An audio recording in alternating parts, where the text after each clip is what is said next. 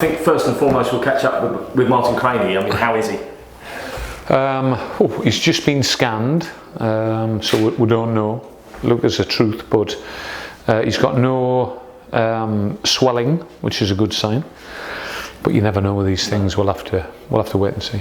And Dan was carrying a knock anyway, wasn't he? So is it a problem? Is Dan okay? I think Dan will be touch and go. We'll just monitor him in the next 24, 48 hours and hopefully he'll get there. Positionally a bit of a problem? What do you mean?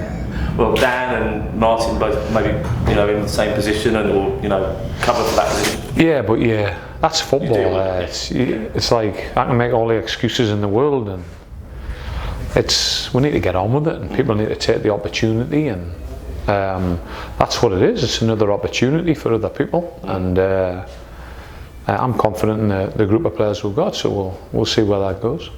Your goalkeeper's come in for a little bit of criticism in recent games, 1 or 2 mistakes. Yeah.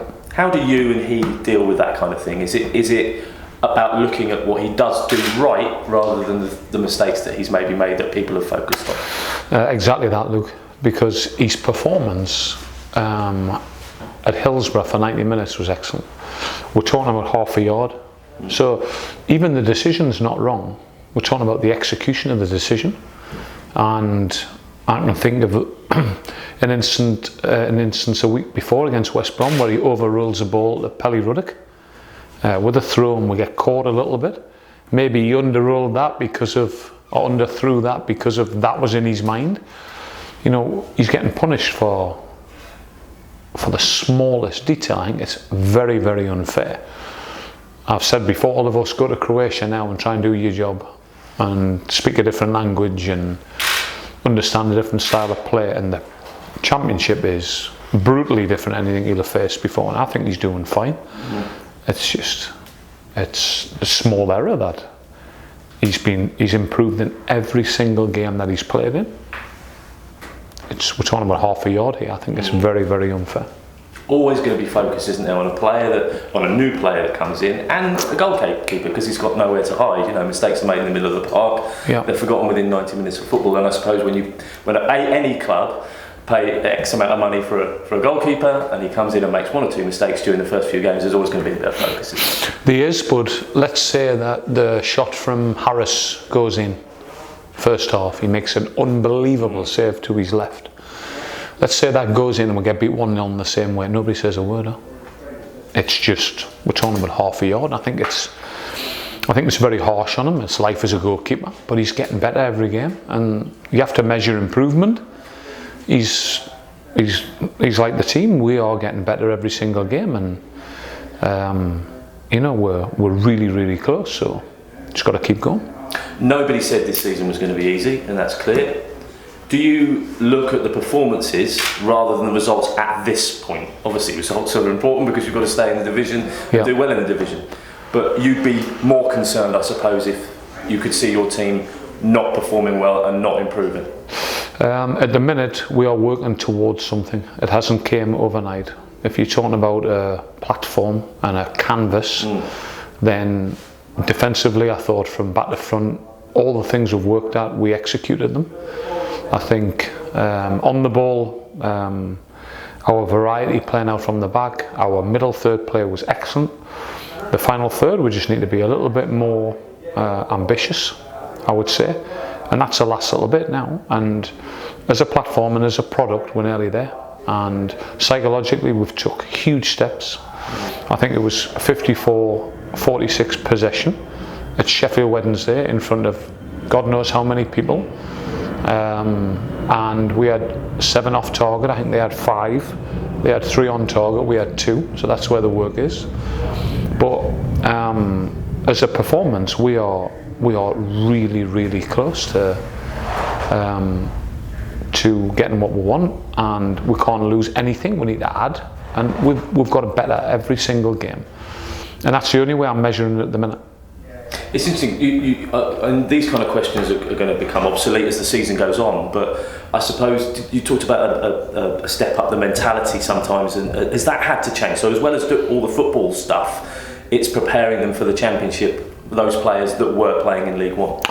Well, technically we're there because the number of passes we outpassed Sheffield Wednesday. Not that it means anything unless you score goals, but technically we're there. Tactically we're there. Physically we're there because we get physical comparisons to the other teams. And we shaded things against Sheffield Wednesday. The fourth in the league, Sheffield Wednesday. You know, I remember 48,000 people there, and that have spent money this summer. We have to try and measure it, and psychologically we have grew, and we're nearly there psychologically, and that's been the challenge for myself and the players. But you look at a group of players, I do, when I look at a group of players, whether they say, I'm going to face this or I'm going to run away from this. The old fight or flight scenario. I've got a group of players that face it head on, want to improve, want to listen, want to do better in order to achieve wins. And we're still in that process, but we're getting a lot closer. What do you make of Barnsley so far this season from what you've seen? They're a capable team tactically and individually. Obviously they beat Fulham on the opening day, drew 2-2 with Charlton. Charlton got a late penalty in the game. I think Barnsley were probably the better side. At home they're always a threat. They're a capable outfit. Injury-wise, you mentioned on the week, Callum Hanneman and both Brendan Galloway had issues. How are they? Be close as well, Mike. Again, we need everybody, so we're monitoring them right up to the game, so just be good to have them options. With Craney, how much of a relief that it might not be as bad as you first feared, because ligament damage could have been quite a lot as well? Well, I'm hopeful, Mike, really at this stage. I'm hopeful because of the lack of swelling.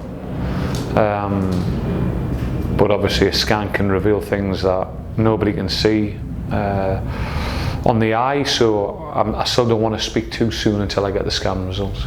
Danny Hilton, has he had a setback with his injury too? Because he's not been included in the squad at all recently. Yeah, Danny's been brilliant. Danny's the hardest working pro you'll meet in your life, and desire coming out of his ears, and sometimes it's to his detriment. He pushes himself really, really hard.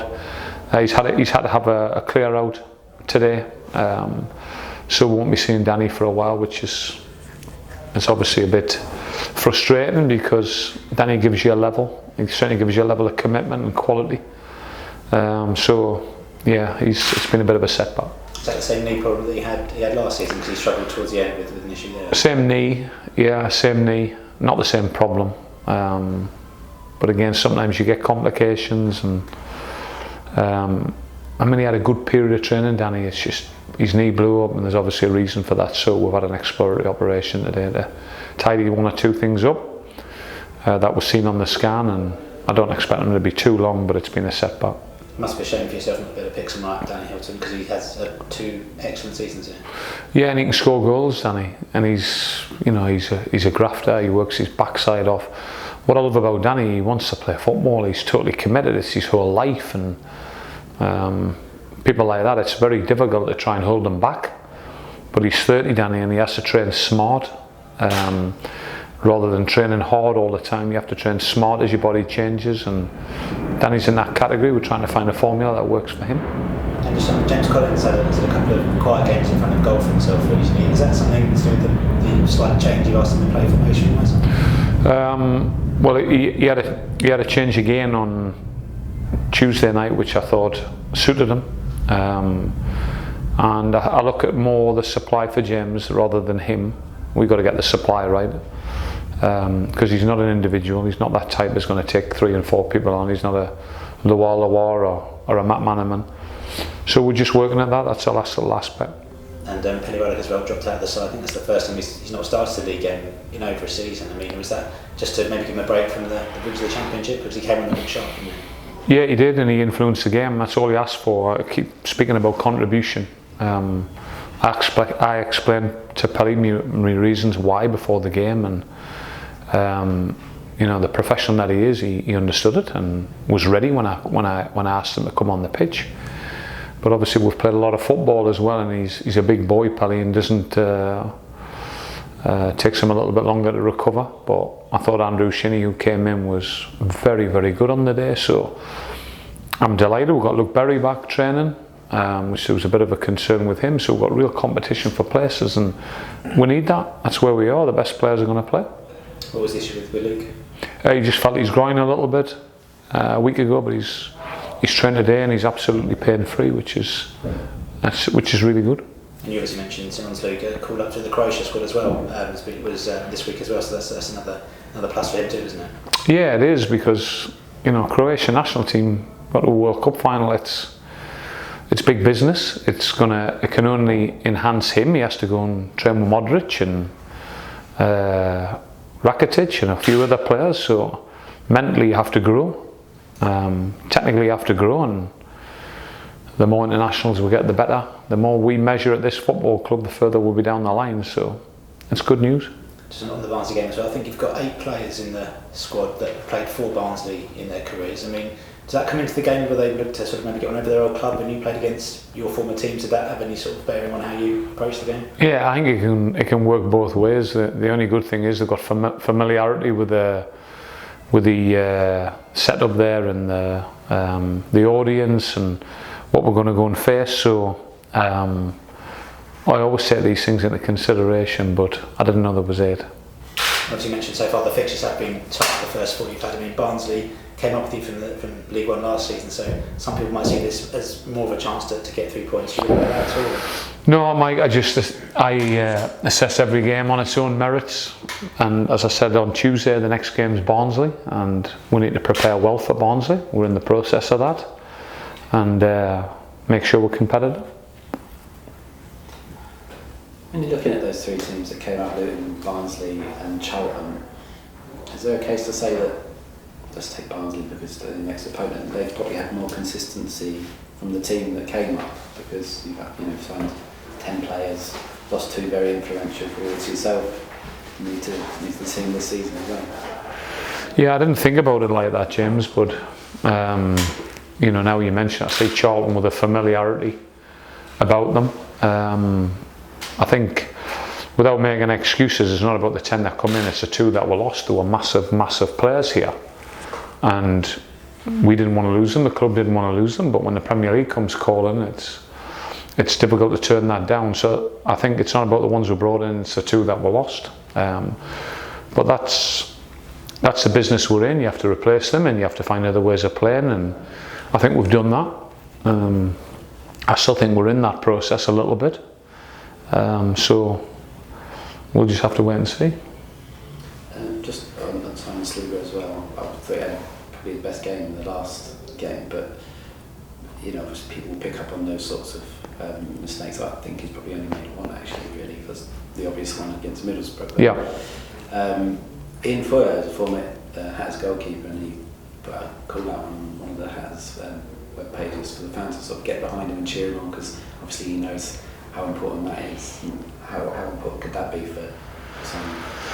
That's a big thing, life as a goalkeeper. Life as a goalkeeper, you are on your own at times. You're judged on your errors, and it's not easy, because you've got to pick yourself up psychologically and deal with it. But I think he's a strong character. The fact that he's a Croatian international certainly helps, but it's nice to get that support from the outside as well, of a goalkeeper that knows what it's about. But Simon will be absolutely fine, I've got no doubt about that. He's in a period where he's settling into the country, settling into the championship, but he is settling in because he's got better every game, and again, that's the only measurement I look at. And I saw somewhere as well statistically, you might know more than me on this, but he's had to face more, or had to save more shots in the championship than any of the goalkeeper so far. So it shows that he's been involved in a lot of work. Yeah, it shows we need to stop some shots as well. No, but I mean, that's, I think we are very front foot and we look to attack, and that's probably a representation of that rather than Simon Sluga. But he's been busy, and I think he's done absolutely fine. We're talking about a real small error on Tuesday night that left a little bit of a bad taste, and a performance that was excellent overall. Even though maybe there was an error there were still phases in that passage of play where obviously James Breed doesn't cut it across, and Matty doesn't win against Fletcher, and Sonny's a bit too far with Kadeem Harris, so it's a bit harsh to very harsh. lay any blame on him. There's 4 mistakes for the goal. Martin Crinny decides to go back on the line when Fletcher's in the air because his profile, he's seen that headed it back across the keeper before rather than going to the man. That's a decision that you have to make in a split second, and like I said, we're getting punished for it, but I think we're getting closer to a positive result and a positive feel about everything we do, and that's that psychological aspect I speak about, and I'm really optimistic going to the game at the weekend, and we'll have to see where that takes us.